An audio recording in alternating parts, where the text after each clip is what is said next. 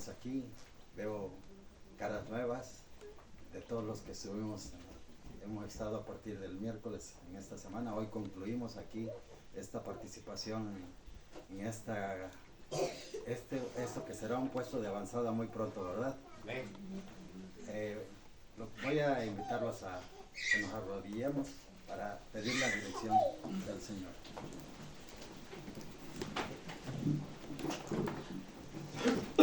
Padre nuestro que estás en los cielos, damos gracias, Señor, por estar nuevamente en esta hora solemne que es el culto divino, donde todo el mundo a esta hora está adorando y glorificando tu santo nombre. Y al abrir tu palabra, no va a hablar el hombre, sino hablarás tú a través del Espíritu Santo. La enseñanza que se dará será tuya, la que se exponga. Yo solo soy un portador de tu palabra, solo soy un mensajero que tú usas, pero la voz será tuya, la palabra es tuya, tu escritura es tuya. Bendícela y que cada uno salgamos llenos de este conocimiento y de estas verdades. Todo esto lo pedimos en el nombre de tu Hijo amado Jesús. Amén. Amén. Amén.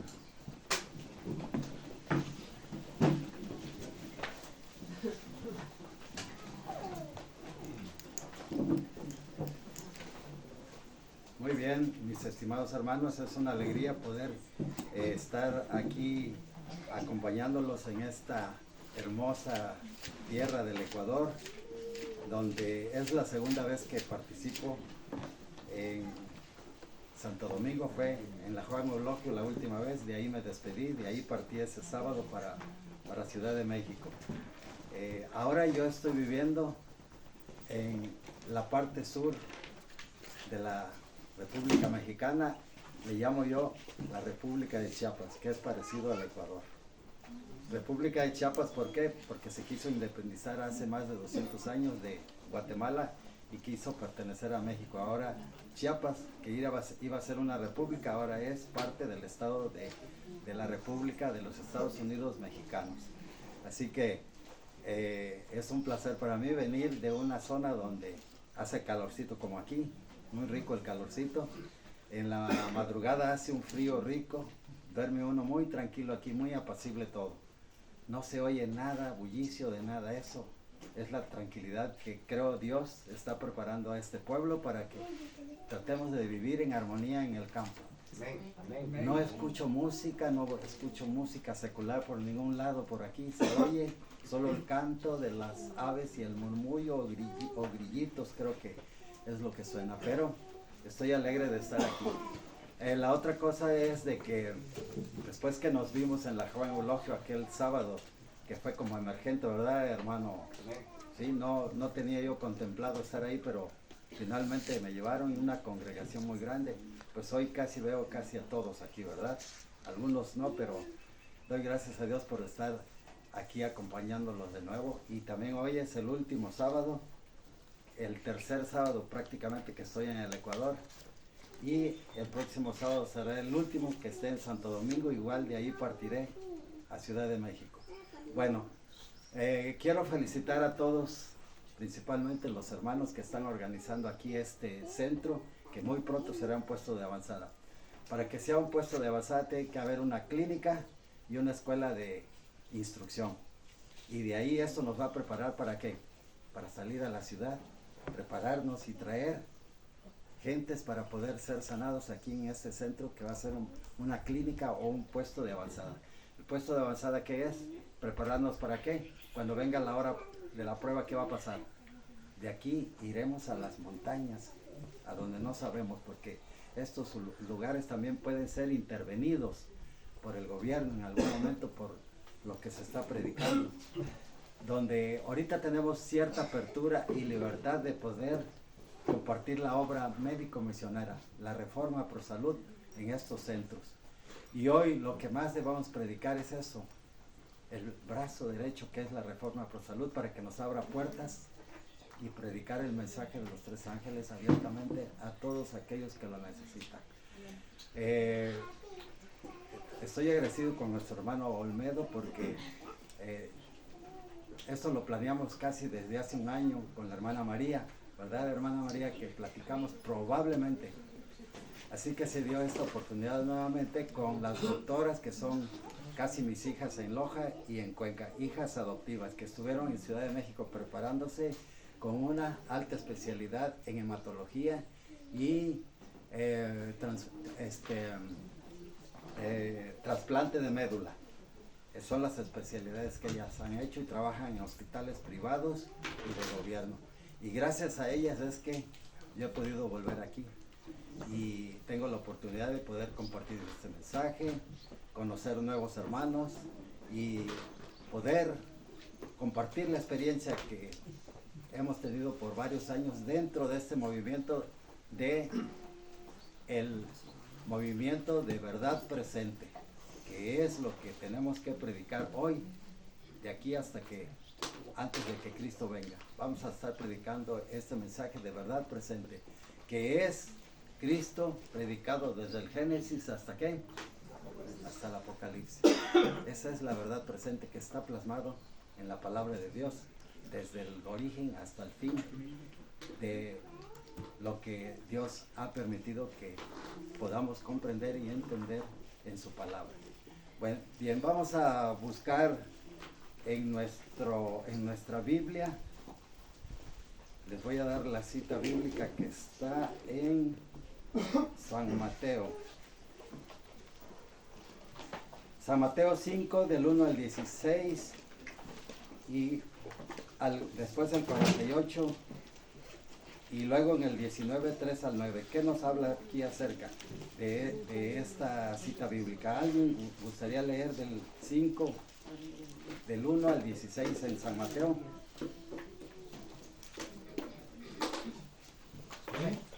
Sí. La palabra de Dios dice: viendo la multitud, subió al monte, y sentándose vinieron a él sus discípulos, y abriendo su boca les enseñaba, diciendo: bienaventurados los pobres en espíritu, porque de ellos es el reino de los cielos. Bienaventurados los que lloran, porque ellos recibirán consolación. Bienaventurados los mansos, porque ellos recibirán la tierra por heredad. Bienaventurados los que tienen hambre y sed de justicia, porque ellos serán saciados. Bienaventurados los misericordiosos, porque ellos alcanzarán misericordia. Bienaventurados los de limpio corazón, porque ellos verán a Dios. Bienaventurados los pacificadores, porque ellos serán llamados hijos de Dios. Bienaventurados los que padecen persecución por causa de la justicia, porque de ellos es el reino de los cielos. Bienaventurados sois cuando por mi causa os vituperen y os persigan, y digan toda clase de mal contra vosotros, mintiendo. Gozaos y alegraos, porque vuestro galardón es grande en los cielos, porque así persiguieron a los profetas que fueron antes de vosotros. Vosotros sois la sal de la tierra, pero si la sal se desvaneciere, ¿con qué será salada? No sirve más para nada, sino para ser echada fuera y hollada por los hombres. Vosotros sois la luz del mundo. Una ciudad asentada sobre un monte no se puede esconder, ni se enciende una luz y se pone debajo de un almud, sino sobre el candelero, y alumbra a todos los que están en casa. Así alumbre vuestra luz delante de los hombres, para que vean vuestras buenas obras y glorifiquen a vuestro Padre que está en los cielos. Amén. Amén. Muy bien. Aquí están citadas las bienaventuranzas. ¿Qué cosas son las bienaventuranzas para nosotros? ¿Qué entendemos por bienaventurado? O bienaventurado, ¿qué significa? Son promesas. Privilegiado. Es un privilegio recibir la bienaventuranza. Pero también hay unas bienaventuranzas que se reciben a través de ¿qué? Del dolor. Se reciben a través de castigos. Pero pareciera eso, pero vamos a entenderlo y vamos a comprenderlo más adelante. Todo esto está basado en el Evangelio de San Mateo. Y vamos a ir desglosando algunas de las partes que se refieren a las bienaventuranzas. ¿Será que solo en el Nuevo Testamento hay bienaventuranzas? En el Antiguo, a ver, ¿recuerdan alguna? Hay una principal que está en el Salmo 1. Bienaventurado el varón que no anduvo en Esta bienaventuranza nos va a llevar al último libro del Apocalipsis. Y aquí hay 8 bienaventuranzas de San Mateo, también Marcos las menciona. Y hoy nos vamos a enfocar en que un libro tan controvertido, un libro tan temido, un libro que no quiere saber nadie. ¿Por qué? Porque habla de catástrofes, habla de cosas peligrosas, habla de guerras, habla de rumores, y pero también habla de Satanás, pero habla más de Cristo. Habla de la salvación, habla del infierno. ¿Qué libro es ese? Conflicto. Bueno, este es el libro que se está repartiendo actualmente en varias partes del mundo. Así, suprimido en esta portada, testificación pública se están haciendo. El pastor Nelson, no sé si lo han visto en el YouTube, él abiertamente con un megáfono anuncia que el que quiera saber de las noticias para estos tiempos, venga por su libro, él así públicamente. Y se han subido estos videos y le han cancelado a él a veces su canal de YouTube por estar publicando una verdad que despertará al mundo, y está despertando al mundo. Se hizo en Guadalajara, yo estuve con él en Guadalajara, con más de 20 misioneros que fuimos y repartimos en varias zonas de Guadalajara, una ciudad de casi 10 millones de habitantes. Fuimos, testificamos y entrevistábamos a las personas que recibían estos libros, ¿sí? Esas personas fueron bienaventuradas porque van a leer y van a escuchar, van a oír. Vamos a ver qué dice Apocalipsis aquí acerca de todo lo que vamos a tener en cuenta. Dice, este libro de Apocalipsis siempre va acompañado de desastres, calamidades, incendios, tragedias, catástrofes. Pero hablar del Apocalipsis significa decir también grandes inundaciones, ciclones devastadores, epidemias y arrasantes bombardeos despiadados por las guerras. Por eso mucha gente no quiere saber del Apocalipsis, porque cada evento que pasa es un Apocalipsis, dice la gente. Estamos viviendo un Apocalipsis, dicen, ¿verdad? Mucha gente, hay películas también que se vive el Apocalipsis, pero de diferentes maneras se menciona el Apocalipsis como algo terrorífico. Y cuando yo hablo con la gente y le digo, ¿usted sabe las noticias para este tiempo? Vamos a ver qué dicen las noticias para este tiempo, y nos vamos a Mateo 24. Parece que esas noticias que habla Jesús previo a la pasión de Cristo, donde dice que los discípulos le preguntan porque había una incertidumbre, y él empieza a responder, y está plasmado todo a través de la palabra de Dios. Y esta reflexión que vamos a tener es para que tengamos esperanza, no tengamos miedo. ¿Sí?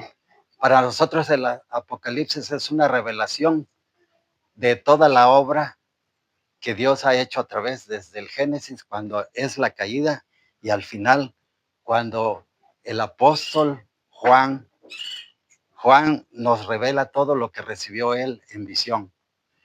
Y vamos a ver qué nos dice aquí estos comentarios. Dice, ningún libro de las Santas Escrituras es tan antagónico en su lenguaje como este. Habla del infierno, pero también habla del cielo. Habla de la guerra, pero también habla de paz.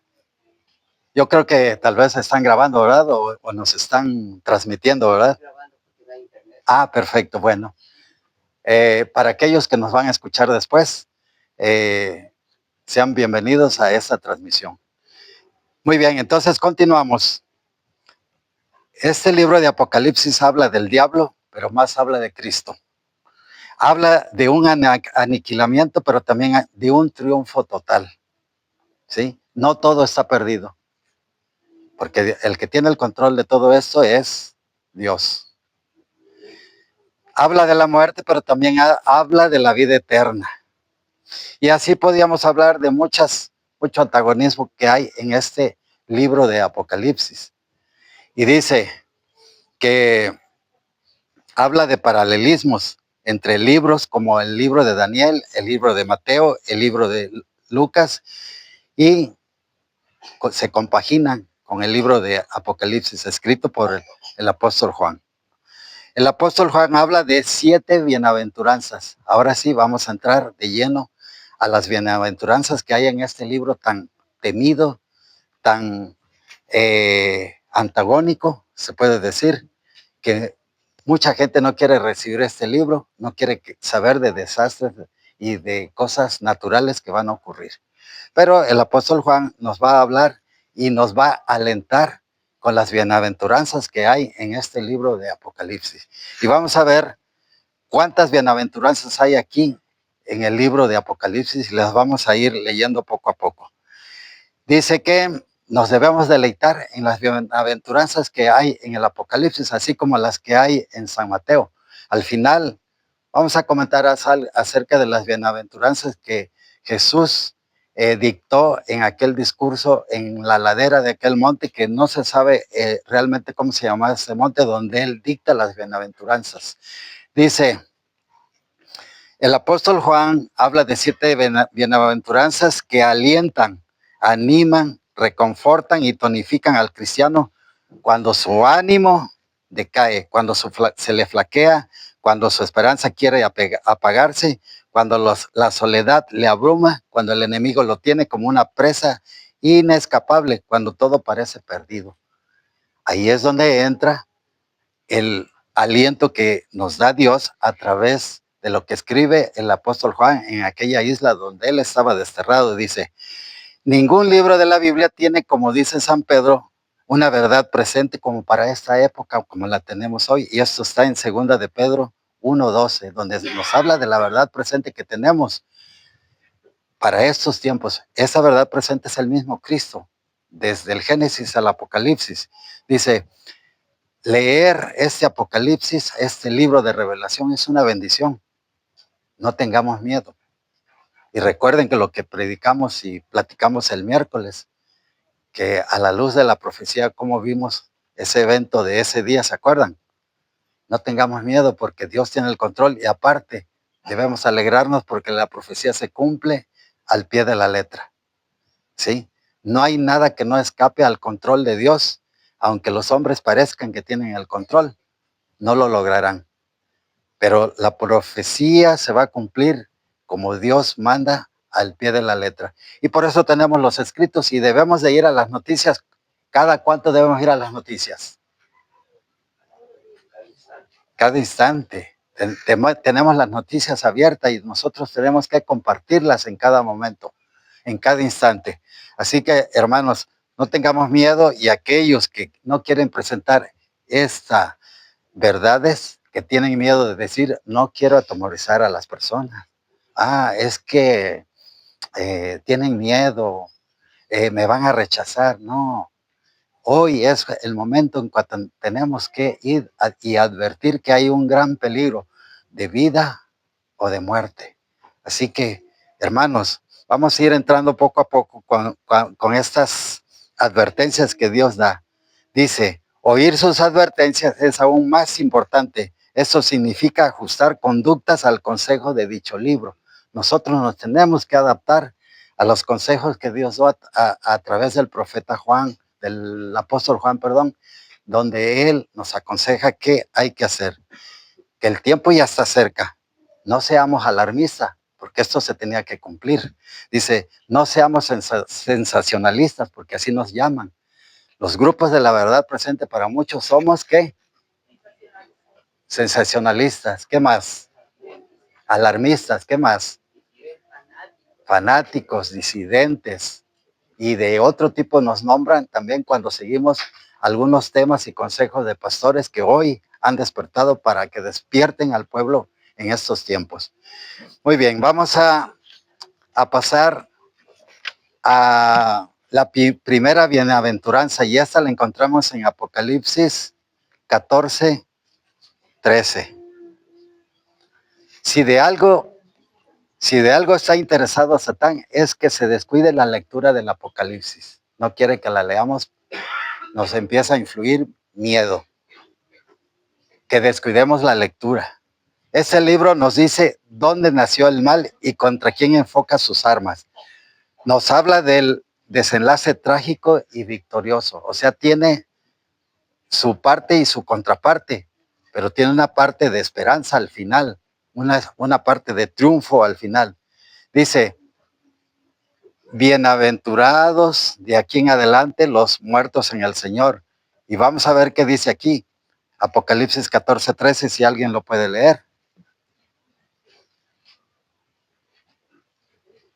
La palabra de Dios dice: Oí una voz que desde el cielo me decía: escribe, bienaventurados de aquí en adelante los muertos que mueren en el Señor. Sí, dice el Espíritu, descansarán de su trabajo, porque sus obras con ellos siguen. Muy bien. Vamos a leer antes lo que dice Apocalipsis 1:3. A ver qué dice.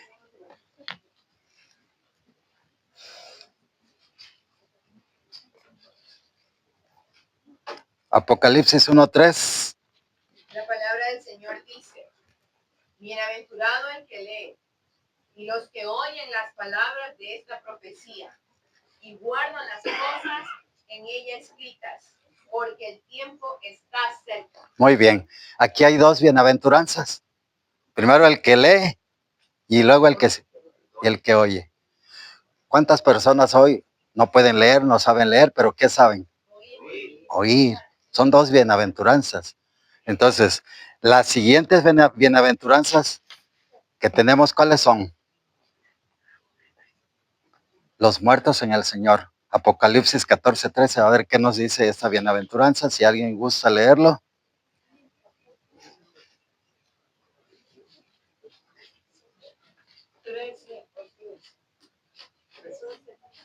Sí.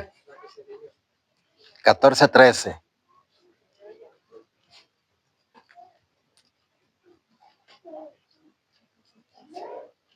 Amén. Sí. Dice el Señor: y oí una voz del cielo que dijo: escribe, dichosos los que de aquí en adelante mueren en el Señor. Muy bien. ¿Será bienaventurado? ¿Será privilegiado? ¿Verdad que sí? Dice el Espíritu: se descansarán de sus fatigas, porque sus obras le siguen. Ok. Así que es una bienaventuranza morir en el Señor. Y eso está aquí, esa bienaventuranza está en el Apocalipsis.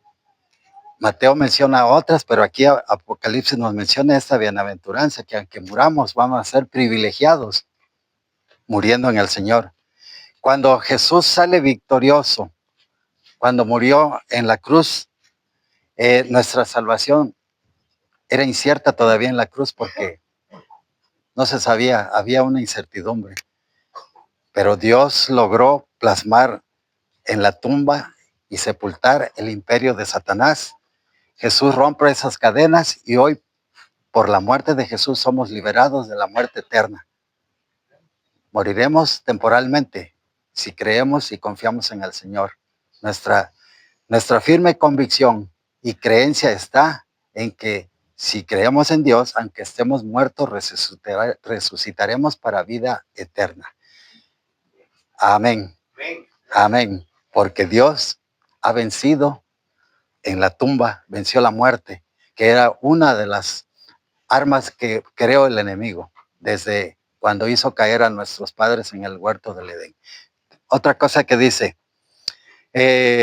cuando Jesús sale victorioso, se derrumba el poder de Satanás y entonces millones de desamparados quedan ahora con la esperanza, como dijo Pablo y dijo, ¿dónde está, oh muerte, tu aguijón? ¿Y dónde, oh sepulcro, tu victoria? Y de esa manera está escrito en Corintios 15:55, donde el apóstol Pablo, que había sido un fuerte perseguidor de los cristianos en la época posterior a la muerte de Cristo, entonces él escribe esto después para nuestros consejos. Y hoy tenemos esa firme esperanza que ese aguijón de la muerte se va a ser vencido cuando Cristo venga de nuevo en gloria y majestad. Mateo 27, 52, 53 nos habla, dice, y se abrieron los sepulcros y muchos cuerpos de santos que habían dormido se levantaron. Esto habla acerca de la resurrección de Jesús, que resucitan ¿cuántos? Muchos. ¿Quiénes resucitaron ahí? No sabemos todos, pero podemos tener la convicción de que pudieron haber resucitado los profetas. Pudo haber resucitado Abraham. Moisés ya había resucitado. Entonces muchos de ellos completan el cuadro de los 24 ancianos, según algún estudio de los eruditos. Y se cumple la promesa de que levanta ¿qué? Esas primicias, si estudiamos lo del santuario. Esa parte está plasmada así en el santuario, el estudio más amplio del santuario. Y luego dice en otro comentario aquí, porque viene el príncipe de este mundo y él nada tiene en mí. O sea, toda esta promesa de Dios es donde a través de Jesucristo vence la muerte, vence al enemigo. Este enemigo que hoy nos ataca y está haciendo una guerra constante ya es vencido. Aquí estamos rodeados de demonios, pero también hay más millones de ángeles que están protegiéndonos. Y ellos no dejan que ninguna fuerza del mal esté interviniendo para poder interferir, que escuchemos y aprendamos de su palabra en este momento. Muy bien, vamos a pasar. Ya llevamos 3 bienaventuranzas. Los que oyen, los que leen y ahora los que mueren en el Señor. Vamos a la cuarta bienaventuranza. Bienaventurado el que vela y guarda sus ropas para que no anden desnudo y vean su vergüenza. Apocalipsis 16, 15. Vamos a ver qué nos dice aquí. La palabra de Dios. 16, 15.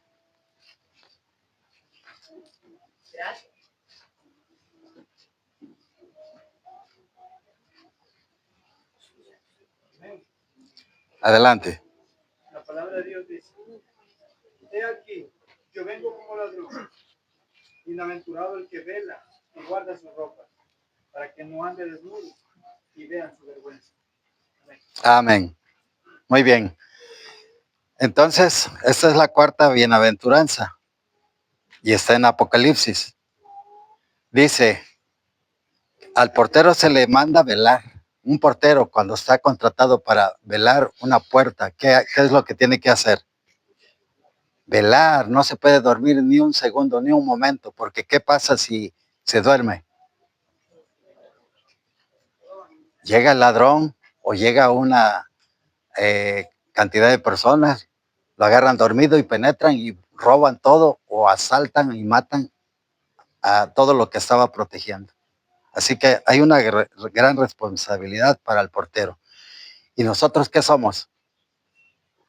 Somos como un portero. ¿Por qué? Porque tenemos que salvaguardar las verdades y no permitir que el enemigo contamine esas verdades que nosotros portamos. Sed sobrios y velad en oración. Primera de Pedro 4:7. ¿Qué es sed sobrios? Estar despiertos. Sí. ¿Y cómo vamos a ser sobrios? ¿Y cómo vamos a velar? A través de la oración y del estudio de la palabra de Dios.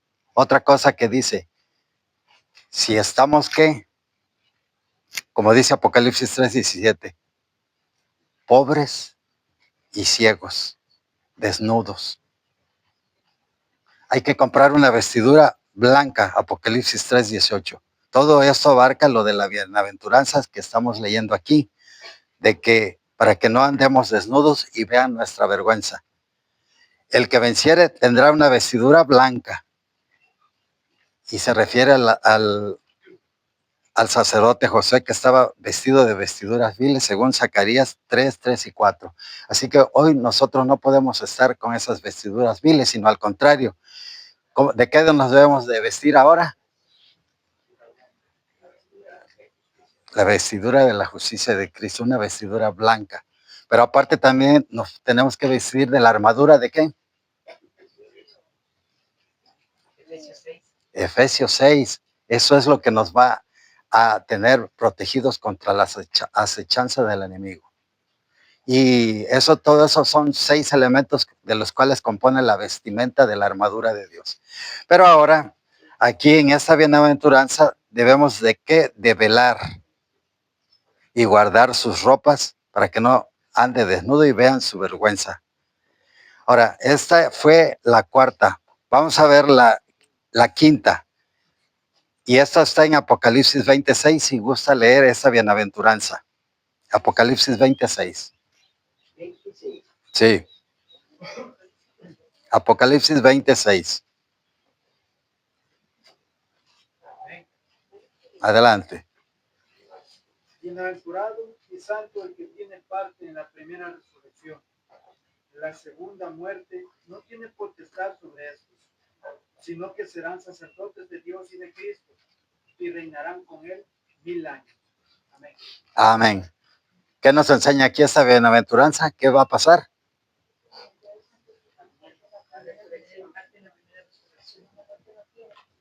Ok. Dice, la resurrección de los justos está escrito en Primera de Tesalonicenses 4, 16 y 17. ¿Qué nos dice ahí el apóstol Pablo respecto de esta cita? Primera de Tesalonicenses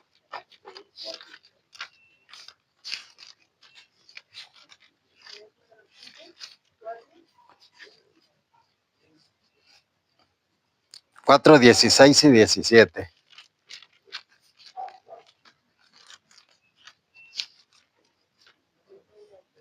La palabra del Señor dice, porque el Señor mismo, con voz de mando, con voz de arcángel y con trompeta de Dios, descenderá del cielo, y los muertos en Cristo resucitarán primero. Luego nosotros, los que vivimos, los que hayamos quedado, seremos arrebatados juntamente con ellos en las nubes para recibir al Señor en el aire, y así estaremos siempre con el Señor. Aquí hay esa bienaventuranza de que si nosotros estamos firmes en esta fe, vamos a ser resucitados. ¿En cuál resurrección? La primera resurrección. Porque dice que Apocalipsis 25 habla de los muertos que resucitan después del milenio. ¿Esos son para qué?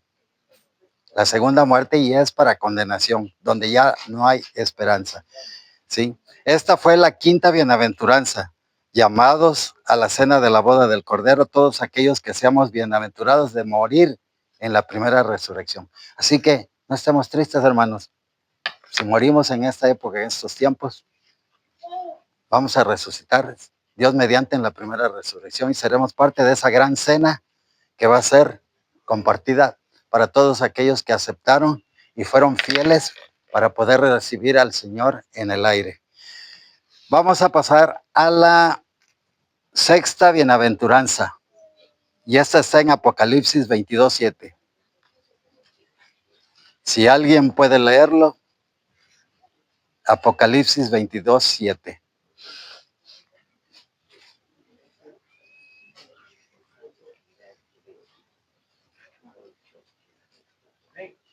Adelante. He aquí yo vengo pronto. Bienaventurado el que guarda las palabras de la profecía de este libro. Amén. Muy bien. ¿Quién es bienaventurado en esta bienaventuranza? Ok. Entonces, ¿qué está pasando ahora con la gente que no quiere saber de este libro? No quiere saber y rechaza porque tiene miedo. Sí, rechazan la profecía y dicen, no, esto ya pasó, esta escritora ya es para otro tiempo, no es para nosotros. Y hoy, ¿qué pasa en el mundo, en general, el mundo cristiano? Se predica del amor, se predica de otras cosas, pero no quieren alarmar a la gente, no quieren ser sensacionalistas. Y esta palabra está siendo desechada. El mensaje de profecía que hoy tenemos para nuestros tiempos está siendo ocultado también, porque estos libros, ¿qué ha pasado con ellos? Se han hecho a un lado. Y a la mensajera del Señor le llaman, ¿qué? Una escritora prominente, pero no le llaman la profeta del Señor que Dios levantó para estos tiempos. desde 1843, cuando ella es levantada, empieza una amonestación, consejos, y hoy, gracias a estos consejos, es como el consejo de la Reforma Pro Salud, el mensaje de los 3 ángeles con los 8 remedios naturales está abriendo puertas para poder llevar a muchas almas a salvarse de la perdición total que puede haber si ellos no entienden o no comprenden este libro, fabuloso libro que es el Apocalipsis. Esta fue la 6ª bienaventuranza. Ahora vamos a pasar a la 7ª, y esta está en Apocalipsis 22, 14.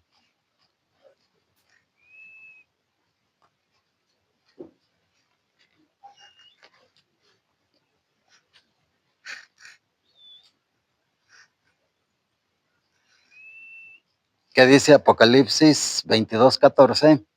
Bienaventurados los que lavan sus ropas para tener derecho al árbol de la vida, para entrar por las puertas de la ciudad. Amén.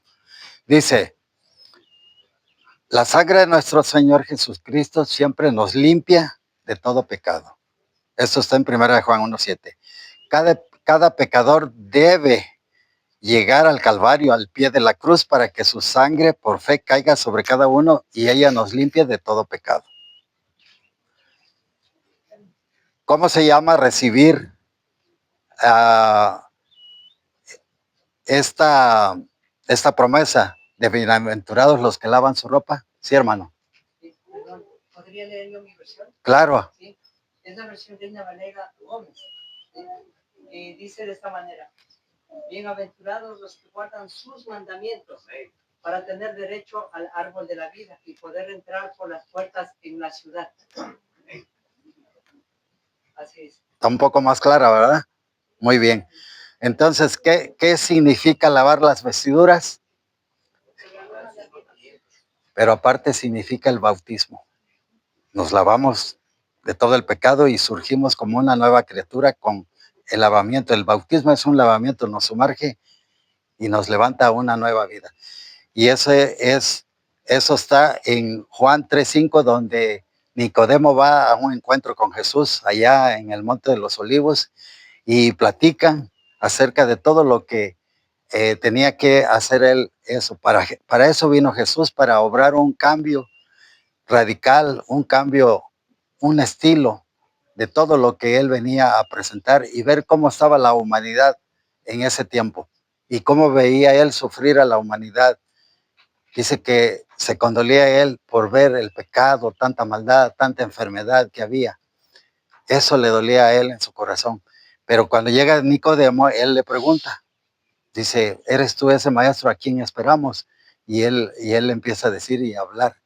Y él no comprendía hasta que cuando Jesús le habla del nuevo nacimiento, él pensaba que era nacer de nuevo en el vientre de su madre. Él, siendo un erudito, no comprendía todo lo que Jesús le estaba haciendo comprender, que tenía que cambiar su manera de ser, su manera de vivir y confiarle todo a Dios, que él iba a ser el que iba a poder expiar los pecados. En aquel tiempo todavía se sacrificaba el cordero, en la época de Nicodemo. Hasta esa ocasión todavía se hacía el sacrificio por los pecados de expiación. Ellos lo practicaban. Entonces no alcanzó a comprender esto y se quedó él con esa incertidumbre. No es que rechazó a Jesús, sino que simplemente no comprendió a fondo hasta cuando ya lo vio en la cruz. Y ahí en realidad reconoce que Cristo era aquel cordero que venía a rescatar al mundo de todo el pecado y la maldad que Satanás ya había hecho. Entonces, para concluir esta parte de las bienaventuranzas de Apocalipsis, dice que debemos leer los consejos de Apocalipsis porque el tiempo está cerca. Morir en la esperanza y fe de nuestro Señor Jesucristo, eso nos va a alentar y ayudar en nuestra vida que vivimos hoy. Otra cosa, limpiar nuestras inmundicias en su preciosísima sangre es otra recomendación que nos hace. Participar de la cena del Cordero será el primer premio para iniciar la eternidad. La otra, hacernos dignos de la primera resurrección por la gracia y méritos de nuestro Señor Jesucristo. Un gran privilegio para todos. Luego dice creer en Jesucristo como centro de las profecías. Cristo ha sido el centro de las profecías desde Génesis, cuando le da la sentencia a la serpiente, ¿no? Esta te herirá en la cabeza y tú le herirás en el calcañar. Era la simiente. Y hoy la simiente está plasmada aquí como el remanente en el Apocalipsis, donde Dios dice que tendrá un remanente que mantendrá estas verdades. ¿Y cómo la llama? Dice, aquellos que guardan, ¿qué? Ese es su verdadero remanente, aquel que guarda los mandamientos de Dios y tiene el testimonio de ¿quién?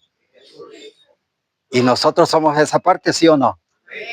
Bueno, para gloria a Dios, o sea, yo creo que todos aquí estamos preparados y estudiando. Y quiero decirles que cada hermanito, por más sencillo que sea, si estudia esas palabras, es como un gran predicador, es como un gran pastor que comparte esto.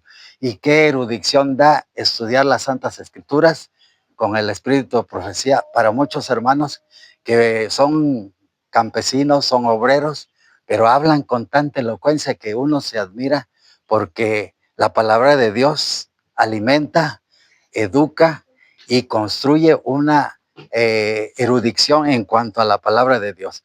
Muy bien, vamos a pasar ahora a ver lo que dice el Espíritu Profecía en las bienaventuranzas que tenemos en el discurso maestro de Jesucristo. Vamos a ver, ya leímos que los que lloran son privilegiados, y vamos a ver por qué son privilegiados aquellos que lloran. ¿Ustedes creen que son privilegiados aquellos que están en un duelo, sufriendo con un familiar, que se murió un familiar, se murió un bebé? Llorando, sufriendo, ¿son privilegiados, sí o no? Lo dice aquí, bienaventurados los que lloran. Aún en el dolor somos privilegiados. No tengamos temor, porque dice que si estamos firmes en Cristo, aunque estemos sufriendo, ¿qué pasará con nosotros? Él no nos deja solos, Él está a nuestro lado. Nuestro corazón podrá estar triste y dolido por lo que estamos viviendo. Eso lo vivimos ahora en septiembre con un hermano de la verdad presente que su hijo estaba a punto de bautizarse ya en la verdad presente. ¿Y qué pasó? Él se fue a trabajar y de madrugada lo asaltan yendo a su trabajo, le meten 3 puñaladas, lo llevan al hospital y ese muchacho alcanzó todavía a decirle a Dios que lo perdonara. Ya no alcanzó el bautismo, pero el hermano, la hermana que estaban dolidos, fuimos al sepelio y vieran qué dolor, qué tristeza, pero aún así dentro de esa tristeza y dolor, el mensaje que dio el pastor fue de consuelo. Aunque habló de la muerte, aunque habló del dolor, esa familia quedó reconfortada y hoy ese hermano poco a poco se ha ido restableciendo de ese triste dolor. Por eso, cuando estuvimos estudiando estos temas allá, dice que no estemos tristes si sufrimos. Puede haber rupturas en el matrimonio, que es doloroso, pero aún así somos bienaventurados. Puede haber dolor en un hijo que se va, en un hijo que está perdido. Hay dolor, hay sufrimiento. No tengamos temor de todo lo que vayamos a padecer. Somos bienaventurados, aunque padezcamos todas estas tristezas en este mundo, porque este mundo no está lleno de tanta alegría, sino está más lleno de ¿qué? De sufrimiento, y cada vez más el sufrimiento se está agudizando en este mundo. Ahora yo lo viví ahora acá en Cuenca y Loja, como dicen también la telenovela, los ricos también lloran. Ahora los ricos también sufren. Yo viví en casas opulentas ahora que estuve en Loja y Cuenca, cómo se sufre por las energías. Nunca habían padecido todas estas calamidades, se puede decir, porque si no hay luz, se echa a perder los alimentos, no hay energía para lavar la ropa y ahora tienen que lavar a mano, ya los aparatos no sirven si no hay energía. De esa manera es como también nuestros amigos ricos, millonarios, están sufriendo ahora aquí en el Ecuador, tristemente, pero oremos por ellos, son familias sinceras que nos han pedido la oración para que nosotros que tenemos fe, aunque padezcamos, nosotros podemos ser un testimonio para esas personas. Muy bien, vamos a ver qué nos dice la otra bienaventuranza, que a pesar del llanto y a pesar del dolor, podemos ser privilegiados. Y ahora viene, dice, los mansos. ¿Quiénes son aquellos? A través de esta bienaventuranza se nota el progreso del la experiencia que debemos de tener nosotros. ¿Qué es una persona mansa? No mensa. Exacto, que acepta el consejo, la sabiduría de los más sabios. Y esa es una persona mansa que se deja conducir por el buen camino.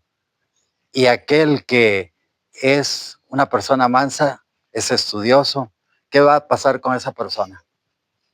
Va a dar un testimonio, ¿sí? La mansedumbre da siempre un buen testimonio a muchas personas, porque esa no se va a irar tan fácilmente aunque lo provoquen.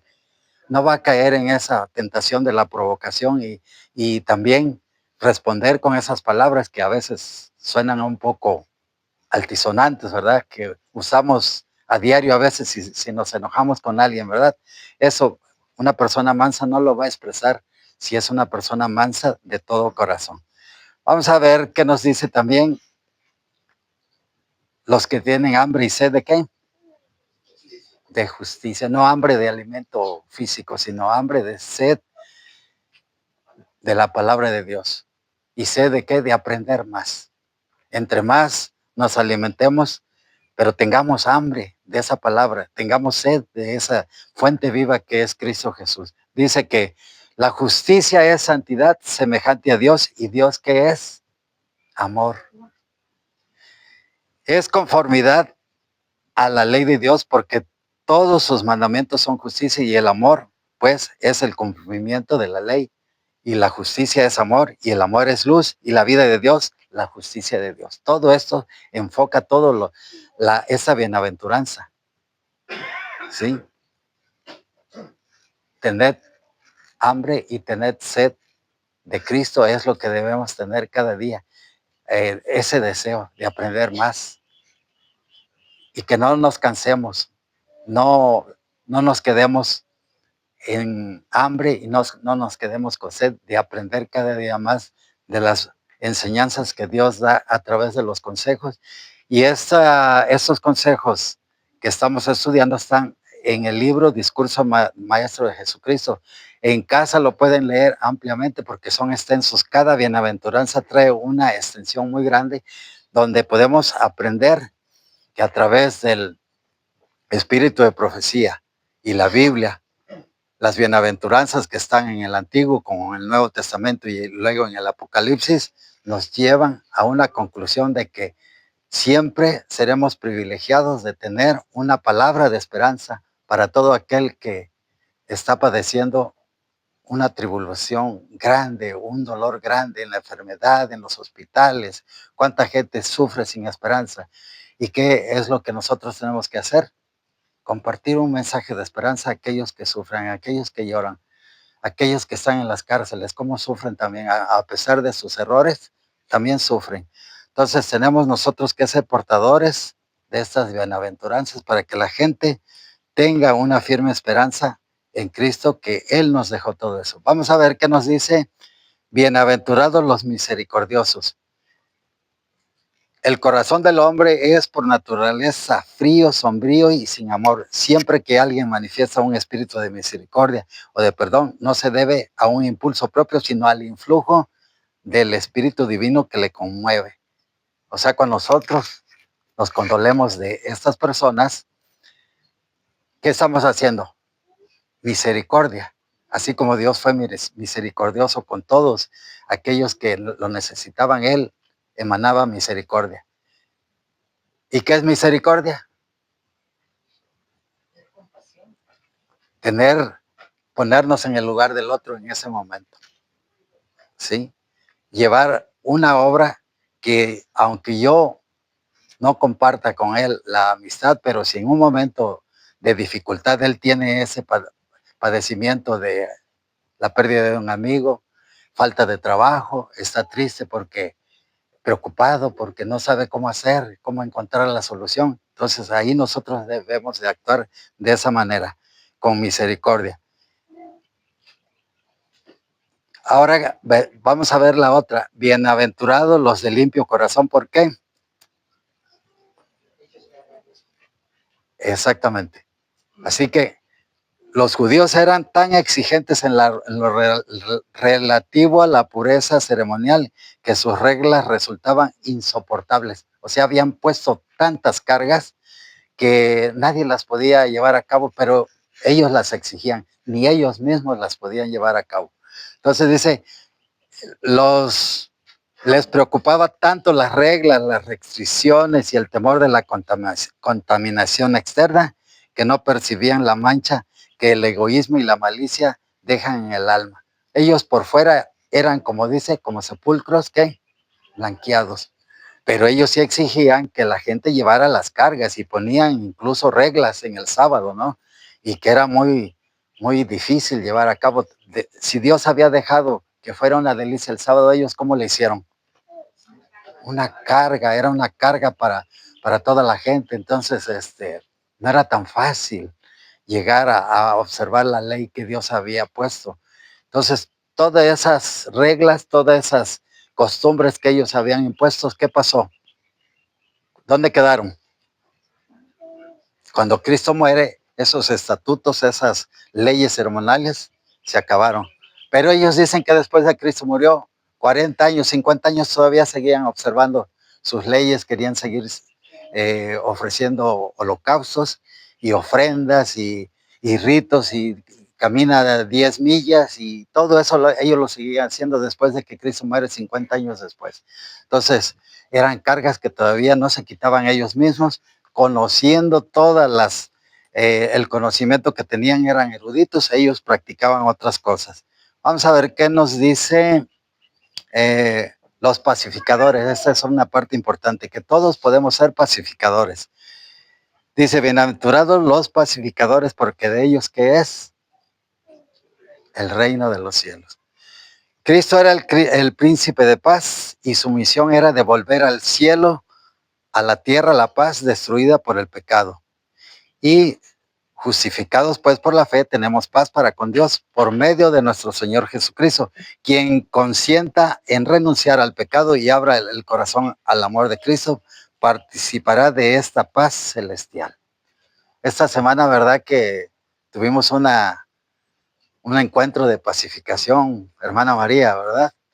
Entonces, hemos estado tratando de reconciliar esas partes dañadas y Dios nos ha llamado a ser pacificadores para que no haya ese odio, ese rencor.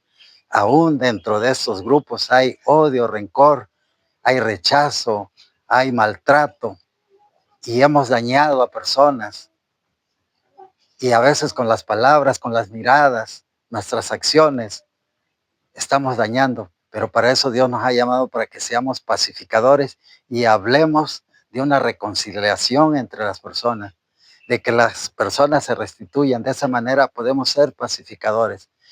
¿Cuánta gente hay en el mundo que trata de que haya guerra? Se unen en los sindicatos, hay una lucha, hay una confrontación por poder. ¿Y qué es lo que hacen? Hay confrontación y luego ¿a qué se llega? A guerras.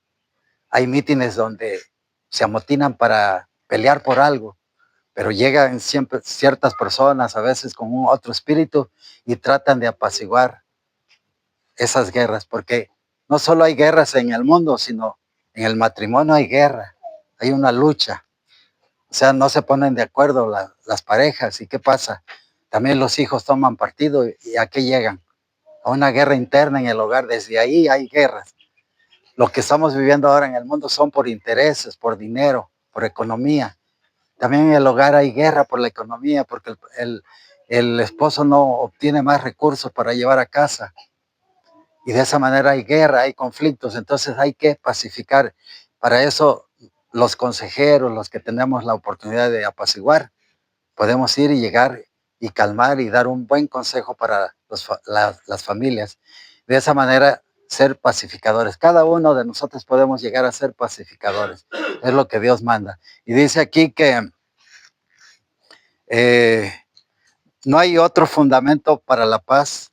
La gracia de Cristo aceptada en el corazón vence la enemistad, apacigua la lucha y llena el alma de amor. El que está en armonía con Dios y con su prójimo no sabrá lo que es la desdicha. No habrá envidia en su corazón, ni su imaginación albergará el mal.